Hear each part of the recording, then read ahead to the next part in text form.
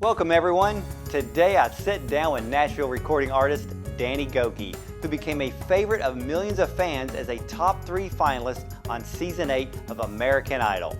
He is also the founder of Sophia's Heart Foundation in honor of his late wife, and the organization's goal is to provide hope and help to homeless families, single mothers, and human trafficking victims. Now the one and only Danny Gokey. Welcome to the show, Danny. Thanks for having me. Well, it's absolutely an honor just to sit here and be able to talk to you. And I've got a question for you I want to start off. Sure. How is life now since driving tractor-trailer rigs? Obviously, it's, I'm living the dream. I sometimes kind of miss, the old life and what I used to do. But I'm happy. I feel like I kind of graduated from one point and went to the next point. Got my diploma. Oh, that's amazing. Okay, well, I want to step back in time here Sure. and talk about the past for a moment. And I understand that your wife had died unexpectedly from a routine heart surgery. Yeah. Kind of explain to what happened there. She was born with a heart condition, and I didn't think nothing of it because I met her when she was 16. I was 17 years old. And so in my mind, I'm thinking, I just asked her. I knew that she had just a little scar, and I was like, what is that? And she was like, oh, it's from a heart surgery. But never thought anything of it because there was no problem. She was normal. She took medications daily. But, throughout our whole entire, time of dating, which was about 6.5 years, never a problem with her heart. But a year after we got married, then problems started happening. And we started getting into the doctor, and the doctor started informing us that certain procedures needed to be done. And it shocked and changed our world. How long was it after that till she actually had it done? It was in 2005 when she had her first episode with her heart. And the surgery finally took place in 2008. And so we were in and out the hospital because her heart would go into these episodes where her heart would start fluttering and would start, when you watch the monitors when we were at the hospital, it would start beating up to 200 beats a minute. Oh my goodness. Because blood was getting locked in a chamber and the heart couldn't move it. And so one of the methods they would do is they'd start get her on, when we get to the hospital, they'd put her on blood thinners and they would have to shock her heart to get it to a normal beating pattern. Oh my goodness. And so we were in and out the hospital so many times doing this, and we did what we knew best. We just put our faith in God and we prayed and we just tried to, when you get shocked with that news and when you get hit with that kind of changing news, it's like, wow, what do you do? Well then, before the surgery, is this when you and Sophia were talking about upcoming American Idol auditions, Yeah. or she had mentioned it? It was right before. Okay, so her surgery happened in June. It's end of June, and when I started watching. She always watched Idol, but I started watching Idol that year in 2008 because I would drive truck during the day, and then in the evenings I was a music director at the church, so I was always gone. So we got, we recorded American Idol that year because they found that DVR thing out where you could record it. Right. And I'd come home at about 9:30, 10 o'clock at night, and I started watching it. And it was that year that we just made a decision. I'm going to do this. Wow. And we picked an audition date, which was August 8th, which was the closest audition to our house in Kansas City. We were in Milwaukee, which is about an 8.5, 9-hour drive. And July 9th, she ended up passing away. What was that like? Can I tell you, I felt lost. It's so weird, when two people get married, you do become one. And when she was gone, I literally felt like I lost part of me. You don't even know how to live. How do you live? I couldn't even breathe. I was just kind of meditating on it these last few days, like, wow, I really went through some stuff, but I made it. Yeah. But it was only by the grace of God that I made it. I thank God that I'm still here. And not only did I make it, but I feel like I overcame in a big way. Yeah, God doesn't let us fail, does he? He doesn't. He really doesn't. He really does have good plans for us. And and I had to believe that because when the floor is like dropped beneath your feet and you feel like you're falling, you got to believe in something. Otherwise, you're gonna become a mess on the inside. And even though you'll be alive, you'll be dead, and you'll be a zombie walking around. You really become a zombie. And I felt like for a moment there I was a zombie just walking around, no purpose, no reason to live. All right, American Idol auditions are coming up, and you have to make the decision. Are you going to fulfill the promise you made to her or not? What was going through that time? Right, so in my mind, July 9th when she passes away, I can't even think right anymore. The audition's coming up August 8th. We have the funeral, the week later. and I'm barely breathing again. Now I got to make this choice. I'm forced with this choice, like go or stay. And I can't even think right. Like I said, I'm like this guy just walking around. So you and your wife really sat there every evening and literally talked about these auditions and say, you got to do this, Danny, you got to do this. Oh yeah, because she was even telling her friends where she was working. Yeah, when he goes on American Idol, I'll get you some tickets. You can come to the show. I mean, she was joking around, of course, but Yeah. like we were serious about this thing. Like this was the plan, and it's looking in hindsight, one of my favorite things to meditate on is a scripture verse that says that He writes our days and He numbers them before we even live them. And I kind of felt like this was all in the plan. It was all fixed in there somehow. And I know people don't understand it. You don't have to understand it, whether you believe in God or not. But we really do have a purpose set for our life. There's a mission that we're supposed to fulfill. That's right. And I really feel like I'm so glad I didn't give up. I focused and I pressed in towards that mission. And man, I mean, look at there's so much fruit that has come out of that. But I'm enjoying life again. I'm remarried again. I mean, I've really come to a place of hope again. And I look back and I just say, man, thank God. Thank God I didn't. That wasn't the ending point, right? Well, what was it like standing in, and I'm sure the audition line was probably miles and miles long, but what was it like standing in the line, knowing that you're going to stand before the likes of Simon Cowell, and you have all the thousands of people around you having the same dream, and you probably hear everybody practicing their songs and their notes standing in line. What was going through your mind the whole time? That day, when you get put into those kind of lines, and there's about 10 to 12,000 people there, you start really questioning, why am I doing this? Because when you're kind of just grouped in, and they call them cattle calls, when you're kind of just grouped in there like a bunch of cattle, you feel like you have no purpose, and you feel like, well, who am I to all these people? Right. But somehow in that day, I just convinced myself, it's either all or nothing. But it was funny because in the line, it's kind of funny now, but back then it wasn't so funny, is when there's one moment I was crying, then the next moment I was happy and hopeful.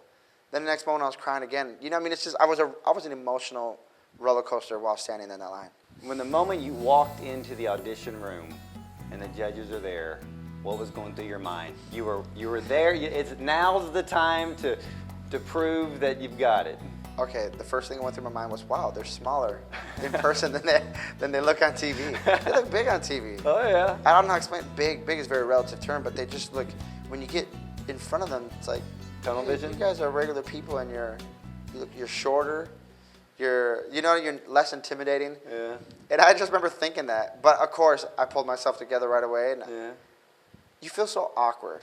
I don't know how to put it. I just felt like a teenage boy, that was growing out of his clothes and, just going through all these different changes in my body. That's kind of the awkward feeling, like, who am I? What am I doing here? That's what I felt like. It's, did anybody intimidate you the most? I mean, were you intimidated to have Of course. Simon? Simon. I mean, that guy's like the daddy of the show. Paula, during the time, Paula was like the mom of the show. Yeah. Simon was the daddy of the show. Randy was the big brother. Yeah. But, you want your dad to approve you, kind of type thing. And that's what you kind of wanted from Simon, was the approval. Like, am I good? Do you think I'm good? Do you like me? Well, do you still remember the words that they told you? I don't want to misquote, because I can go on YouTube. I could say something, make myself sound better than I really was. But they liked me.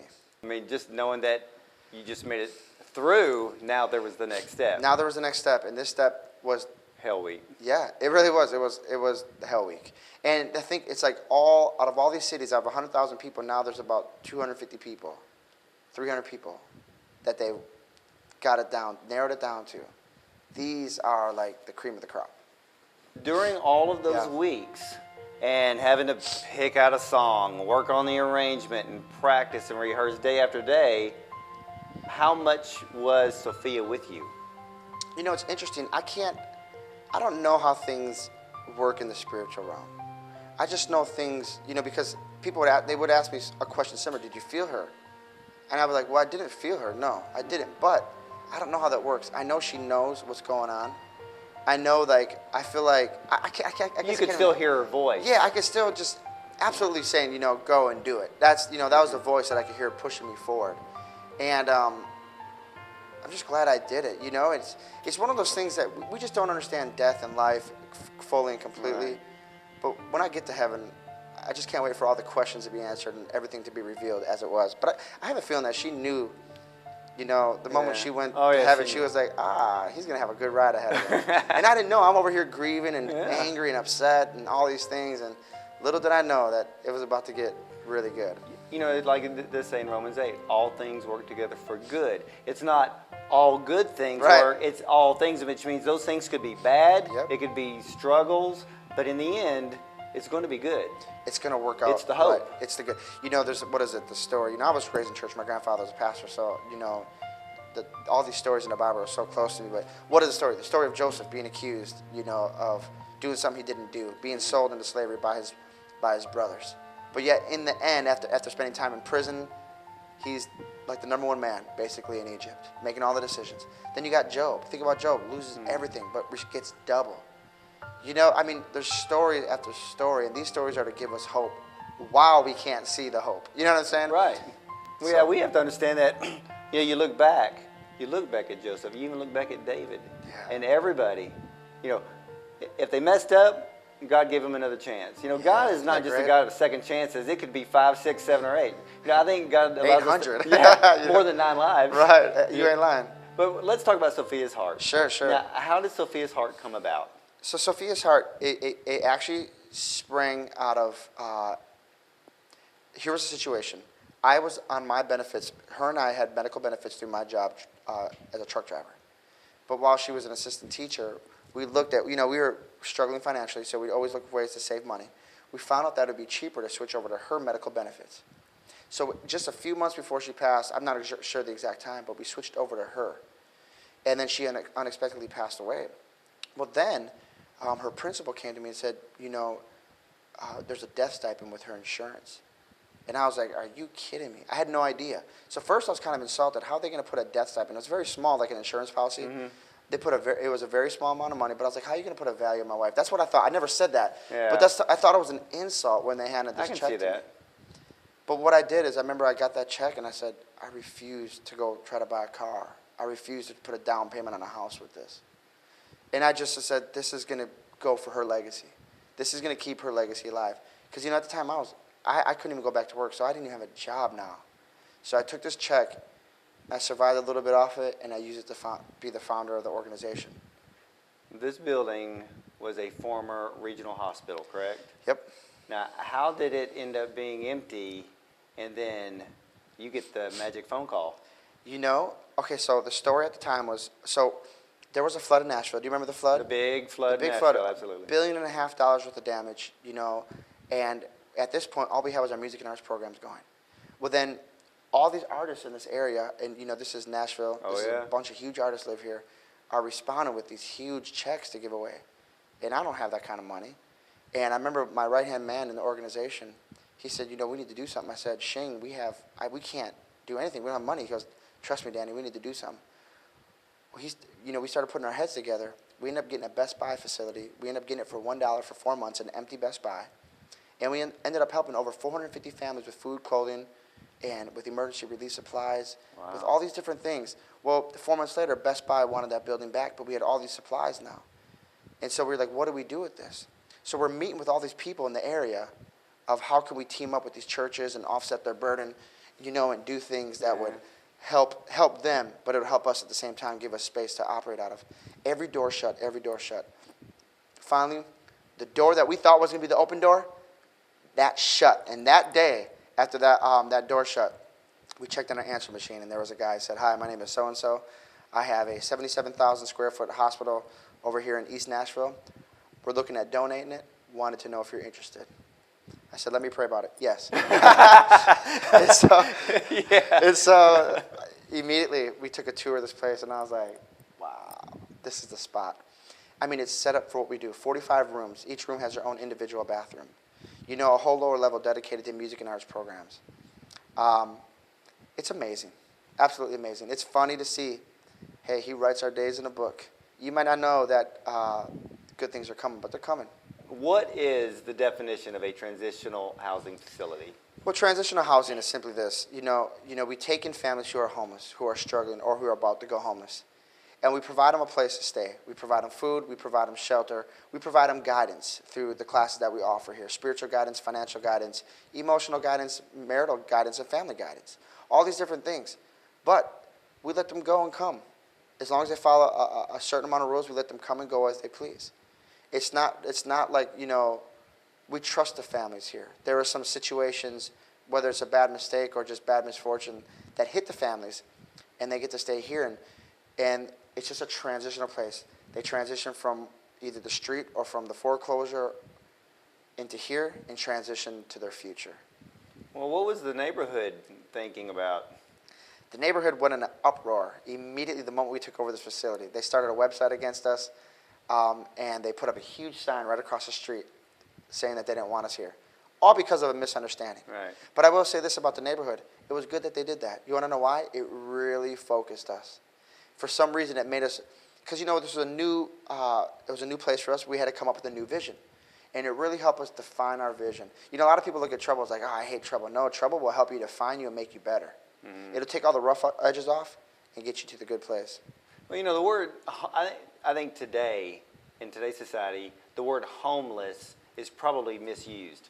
We think, and I'm sure the neighborhood was thinking, homeless equals transients. Well, and they had experienced that from previous... It's East Nashville. Yeah, from previous ministries that had come through here, or organizations that came through here. They would help, a certain population, but they wouldn't clean up their mess. Right. They'd come and they'd do a good deed, but then they didn't know the repercussions that left in the city and in the area, and people were just getting kind of hardened to that.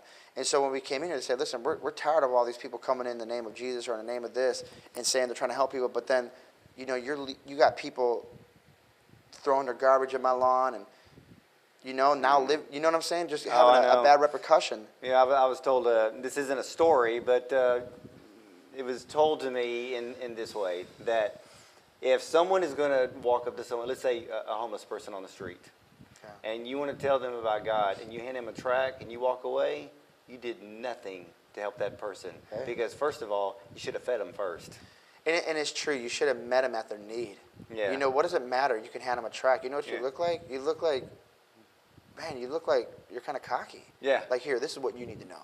Yeah. It's like, well, meet me where I'm at, because right now you tell me what you think I need to know is putting a wall between me and you now. The tract's not big enough. I can't use it as a blanket. Right. Yeah, okay. I mean, in all seriousness. Yeah, they got these tracts looking like $100 bills that just psych these people out. You ever seen those tracts? Oh yeah. I mean, that's like make their day and like, oh, But what does it feel to actually have a family walk through those doors and I can meet those needs? It's the greatest feeling in the world. We've developed relationships with these families. I remember one of the stories of our families that came in here. They literally were living in their car. And they couldn't find any place in Nashville for them to go, because there's no place in Nashville that'll take a married couple. There's a place in Nashville that'll take a family. Right. And we take families as well.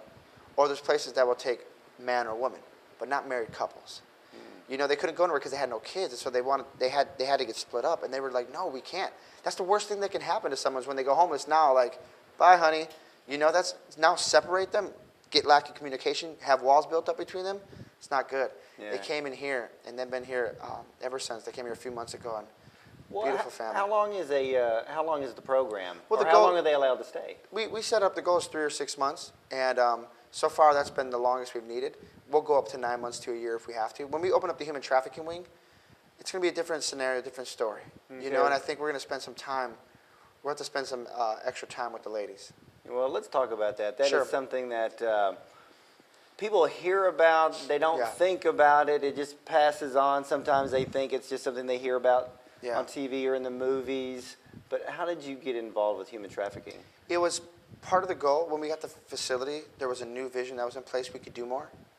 And we thought, we would start with the homeless families and the music and arts piece. And we've done scholarships. We've given away 8 scholarships so far at Sophia's Heart for kids who've gone through a lot of traumatic events in their life. But this part, the human trafficking, was set for, that's for later. We'll get there because we know our limitations. Mm-hmm.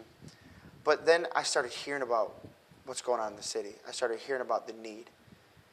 And I just couldn't help it. I said, we have to figure out a way to meet this need.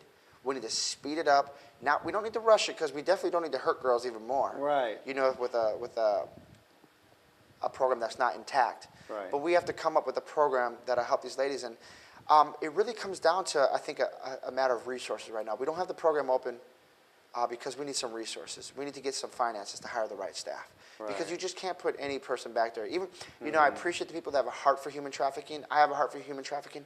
I don't understand it like I need to. Right. So I need a team back there that understands it. And professional counselors, people that There you go.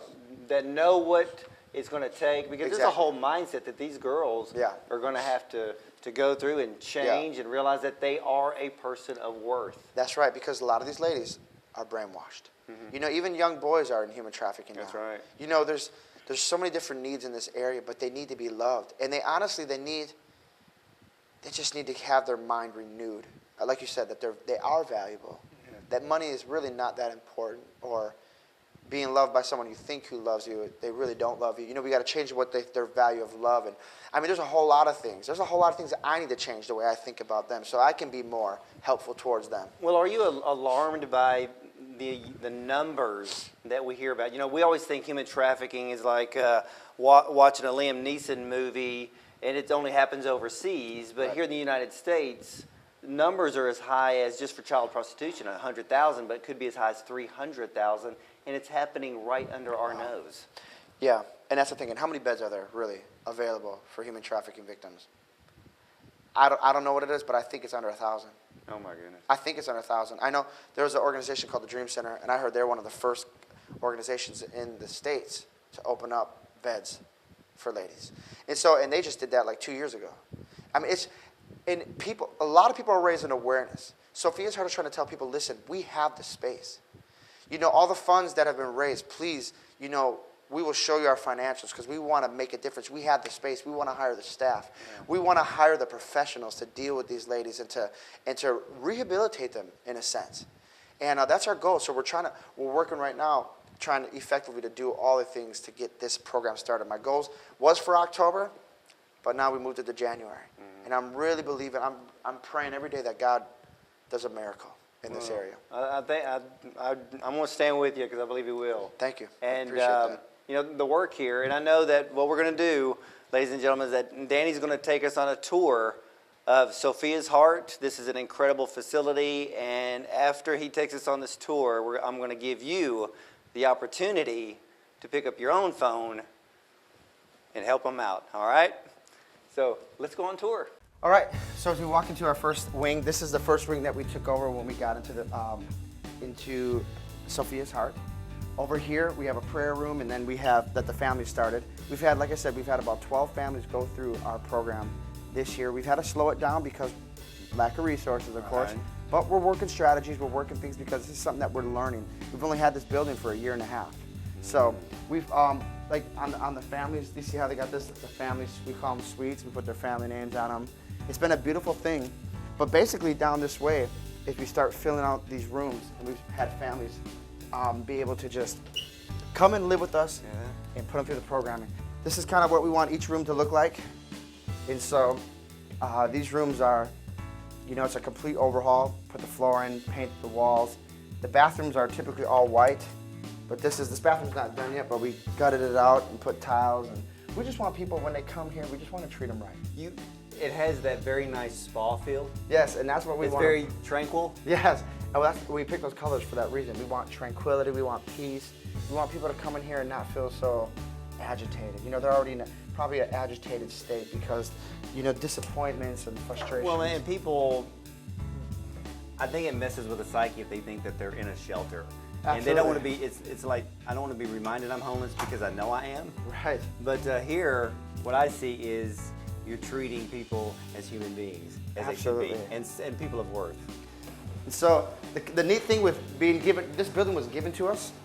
The neat thing with this building just being given to us is that it came equipped with everything. Hello, how are you? It's equipped with everything, and we can just basically, we got 2 refrigerators up here, all this cooking equipment.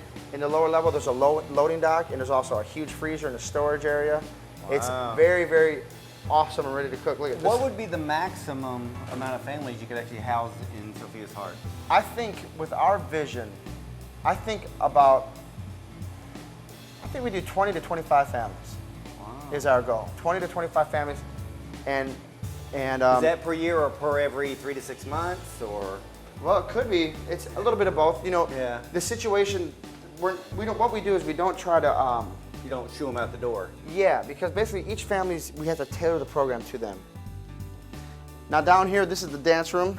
It's very colorful. Wow. This is the dance room, and with this area, we have a thing called family night, we do on Sunday nights, where we just have the families come together. We just kind of inspire them, we do music and share with them inspiring words to help them keep focused and move ahead. You know, I know our culture teaches that, you know, if you want to be the greatest person in the world, you gotta have people serve you, you're above doing stuff like this. But if you really want to be happy, happiness comes when you serve. Yeah. And that's what, I'm sorry, but this is more fulfilling. I'm sorry, people on top, they're just not as fulfilled as people who are serving. Because sometimes you'll question yourself, why the heck did I do this? Right. You know, I could have just lived the easy life, just did what I wanted to do, think about me. But when you do it right, there should be no burden of that. Right. When you do it the right way. So what I had to do yesterday, I said, God, here's all, because there's a lot of financial burdens to this place. Sure. A lot of people burdens. And what I mean by that is they're coming to us like they're hurting and they need help. And you just feel the weight of that. And I remember yesterday, I got home, I just grabbed my Bible, I put some my favorite Christian music on, and I said, God, here's all the situations. They're not my problems, they're your problem. And I'm just going to shove them over to you, and this is what you wanted me to do. You're going to provide. And he has done that ever since. The problem is when I start carrying it, I'm not made to carry it. Right. And people out there are not made. Jesus said so. We're Yeah. not. He said, listen, take my yoke. My yoke is easy. The yoke that you're carrying, that heaviness, that's hard. So what I did, I had to pass over to God and say, listen, he ordained this. He's going to make this all work. It's his ministry, not mine. Ladies and gentlemen, you know, I love people like Danny Gokey. I hate to call it rags to riches, but sometimes it's strictly tragedy to triumph. And, you know, with what you're doing here at Sophia's Heart, you're bringing a lot of victory to a lot of people. And of course, as time goes by, we're going to stand in agreement with you that this place is going to have every need met. That's right. And every room filled with what it needs. And of course, more important, the families, the people that, well, they need a new life. Yeah. And it's going to be a positive one. When you donate to Sophia's Heart, you are helping restore the hearts of children, youth, and their families. Without your generous support, they could not carry out their vision. And all donations to Sophia's Heart are tax deductible. And please know that there is no amount too small, that every donation helps Sophia's Heart to be that much closer to the goals that they are trying to accomplish. And on behalf of Danny Gokey, I personally want to encourage and invite you to become a monthly partner with him. Your monthly gift will help ensure stability for the programs at Sophia's Heart and strengthen their ability to restore the lives and dreams of others. Call the toll-free number on the screen right now because you can make a difference. Again, call 1-800-595-6269, and we say thank you. I'm Dr. Ward Bond, and I'll see you next time.